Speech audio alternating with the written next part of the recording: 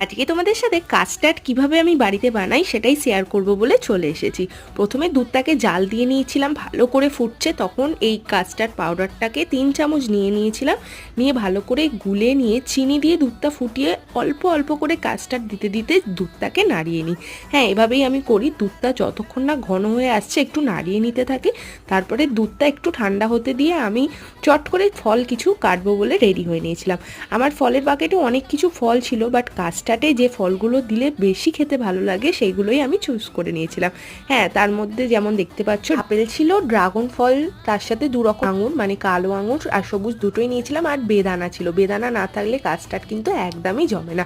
হ্যাঁ, তারপরে 2 ঘন্টা আমি ফ্রিজে রেখে দিয়েছিলাম। কাস্টার্ডটা ঠান্ডা হয়ে যাওয়ার পরই কিন্তু ফলগুলো মিশিয়ে দিয়ে সার্ভ করে নিয়েছিলাম। দেখতে যতটা সুন্দর, খেতেও কিন্তু অসাধারণ ছিল। তোমরা কারা কারা বাড়িতে এভাবে ট্রাই করো কমেন্ট বক্সে লিখে জানাতে একদমই ভুলো না। আর ভালো লাগলে মিনি ব্লগটা লাইক করো। টাটা।